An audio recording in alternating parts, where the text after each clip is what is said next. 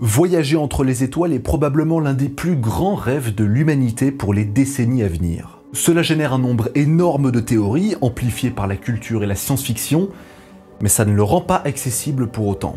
En fait, le voyage interstellaire existe déjà, représenté par les sondes spatiales qui sortent du système solaire.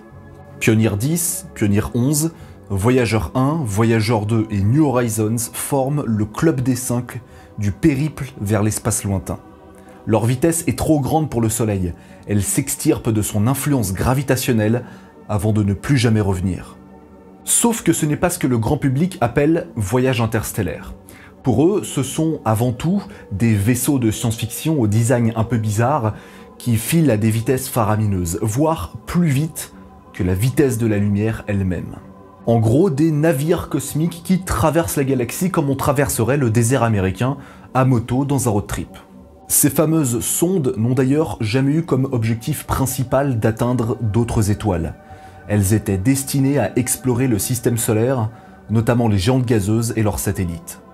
Le fait qu'elles s'éloignent indéfiniment de la Terre est juste une conséquence de leur voyage. Voyager 1 par exemple, c'est l'objet le plus lointain jamais envoyé par l'homme. Lancé en 77, il file tout droit vers l'espace interstellaire à plus de 60 000 km/h, et maintenant il est éloigné de 24 milliards de kilomètres. Et la prochaine sonde à la dépasser n'arrivera pas avant très longtemps. On essaye de se rassurer comme on peut, parce qu'on voit dans le voyage interstellaire une réponse au paradoxe de Fermi, qui s'interroge sur l'absence de civilisation extraterrestre, malgré le nombre quasi infini d'étoiles dans l'univers observable. Il faut donc faire la différence entre le voyage interstellaire et le voyage tel que nous voulons qu'il soit, avec vitesse supraluminique, colonisation des galaxies, etc. Et en plus de ça, il est limité par deux grands filtres, des trucs qui nous empêchent d'avoir des vaisseaux comme dans les films de SF. Le premier, c'est la distance entre les étoiles, qui n'est pas simple à imaginer tant elle est grande. Voyager 1, pourtant déjà parti il y a un demi-siècle, mettrait 80 000 ans pour atteindre Proxima du Centaure, la plus proche des étoiles. Certaines sondes auront l'occasion de frôler des étoiles, mais pas avant des millions d'années. Si le Soleil avait la taille d'un grain de sable, Neptune tournerait autour à quelques mètres, et les étoiles les plus proches seraient à des dizaines de kilomètres. L'autre limitation est celle de l'espace-temps et de la vitesse de la lumière, dont il est incroyablement difficile de s'en approcher et strictement impossible de dépasser. Il existe bien des théories qui permettent de contourner l'espace-temps, mais ça reste au stade d'équation sur un tableau, parce que ça ne marche que dans le monde des mathématiques. Et la solution n'est jamais à portée de main. Et je ne parle même pas des trous noirs, parce qu'il est impossible de les traverser. Ce sont des murs infranchissables. Les trous de verre peuvent servir d'alternative, des sortes de portes spatiales, dans lesquelles il serait possible de faire traverser de l'information, mais aucun d'entre eux n'a été découvert. Et puis si jamais on en découvre un, il faut y aller, et pour y aller, il faut résoudre le problème du voyage interstellaire, pour résoudre le problème du voyage interstellaire, enfin bref, prise de tête. Pourtant, s'approcher de la vitesse de la lumière, ne serait-ce qu'à 99,9999%, ce serait vachement pratique, parce qu'on profiterait des effets relativistes. La dilatation de l'espace-temps signifie également la dilatation du temps lui-même. Donc le ressenti d'un voyage de 10 années-lumière sera quasi instantané pour nous. Mais cette solution comprend également son lot de conséquences indésirables, et j'en avais déjà parlé dans une ancienne vidéo. Dans tous les cas, on a toujours des projets tous plus bizarres les uns que les autres, qui débarquent chaque année avec des entreprises ou des startups qui proclament avoir la solution miracle, alors qu'en fait, elle nécessite tellement d'argent que personne va injecter des fonds dedans, et qui est assez boudé par la communauté scientifique, faute de réalisme. Pourtant, certains ne sont pas si déconnants que ça, à l'image de Breakthrough Starshot, qui mise sur la propulsion de voiles solaires. Le problème, c'est qu'encore une fois, ça risque de coûter beaucoup trop cher, et personne ne va miser là-dedans, surtout quand le projet en lui-même n'est pas rentable. Dans les années 60, on s'est rendu compte que le milieu interstellaire n'était pas complètement vide. Il y avait quand même une concentration légère d'une dizaine d'atomes par centimètre cube. Et l'extrême majorité de ces atomes sont de l'hydrogène, parce que c'est l'élément le plus léger dans tout l'univers. Le physicien Robert Bussard va donc imaginer un vaisseau spatial qui possède juste derrière lui un champ magnétique de plusieurs milliers de kilomètres qui attire les milliards et les milliards d'atomes d'hydrogène qui flottent librement. En suivant les lignes de force, ils se regroupent avec une densité suffisante pour permettre la fusion nucléaire, comme dans le cœur des étoiles. On appelle ça un statoréacteur. Il tire son carburant depuis l'environnement autour de lui. Et tout cet hydrogène fusionné pourrait servir de moteur surpuissant. Et si l'idée de la fusion paraît viable, comment faire pour créer un champ magnétique qui fait la taille de la Terre? Et si jamais pareille chose se produit, comment être sûr d'avoir suffisamment de concentration d'hydrogène pour permettre la fusion? Vous voyez, même avec des bases factuelles, on a toujours des solutions qui contiennent un petit truc qui va pas. Et ça, Bussard, même dans les années 60, il en était déjà parfaitement conscient.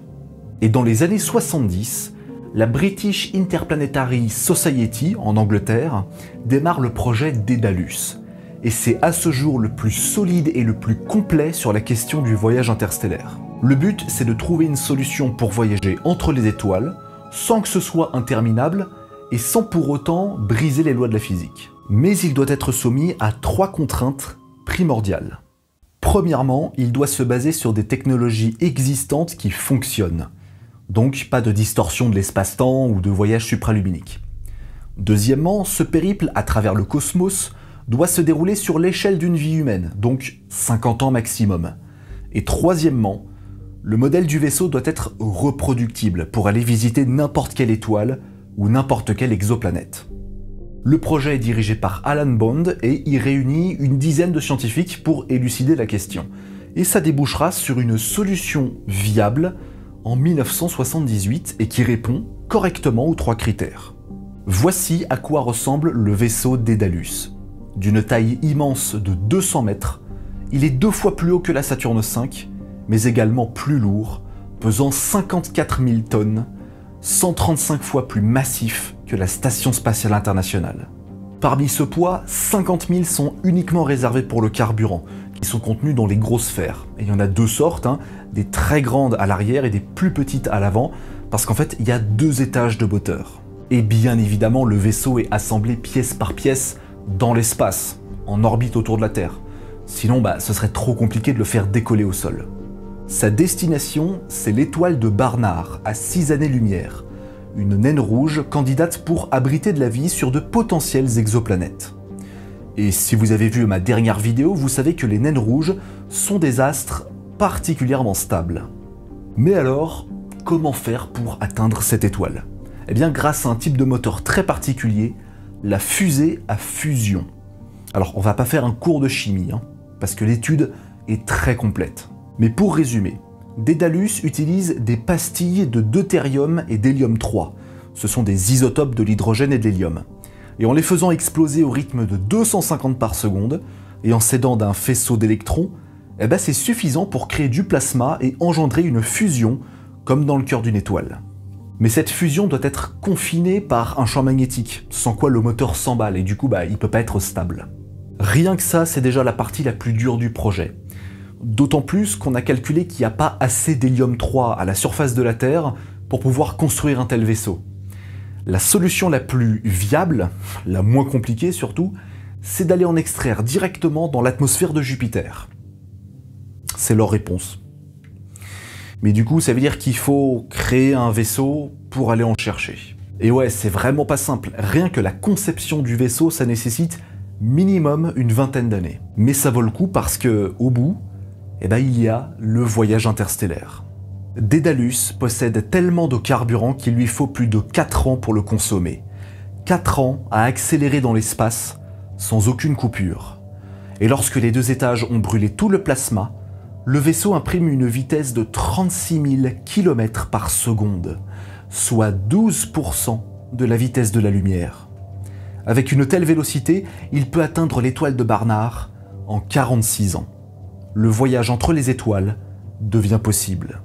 Mais cette croisière cosmique pose d'autres problèmes, notamment les poussières, parce qu'à cette vitesse, à 12% de la vitesse de la lumière quand même, 36 000 km par seconde, la moindre microparticule qui vous percute, Carglass remplace rien du tout. Et pour se protéger de ça, Daedalus est équipé d'un système de protection de beryllium ultra résistant. Mais c'est pas suffisant. Il lui faut un robot à 200 km devant lui qui va créer une espèce de nuage de particules pour dévier les poussières indésirables. Et là, on rentre quand même un petit peu dans la science-fiction. Avant d'arriver à destination, le vaisseau est équipé de radiotélescopes pour analyser l'étoile de Barnard. C'est pratique pour connaître à l'avance ce qui les attend et de savoir combien d'exoplanètes il risque de croiser. Mais aussi complexe le vaisseau puisse-t-il être, il n'a pas assez de carburant pour décélérer.